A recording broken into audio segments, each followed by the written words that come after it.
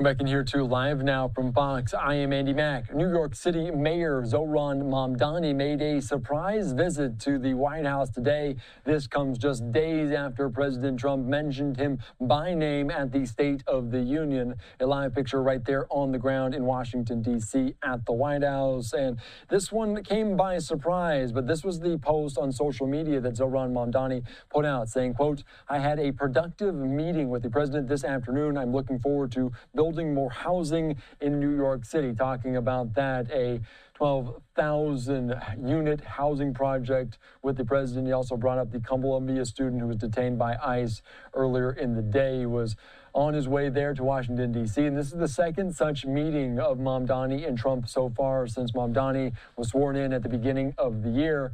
And as I noted, Trump mentioned Mamdani by name during the State of the Union earlier this week, calling him, quote, "the new communist mayor of New York City," while the president admitted that he liked Mamdani. In the same breath, he criticized Mamdani's call for emergency snow shovelers after this week's blizzard, specifically the requirement that applicants show 2 forms of identification. So this is the second such meeting. You can see notably the 2 different newspapers there, kind of plays on the daily news. One on the left, Trump to city, let's build, and similar to what they saw potentially in the past. So interesting to note, we didn't have any comments from the president, unlike the first meeting, and no comments from Zohran Mamdani that we were able to gather from that surprise visit to Washington, D.C. And as I noted, Zohran Mamdani also called the president to release a Columbia student that was detained earlier on today. And we do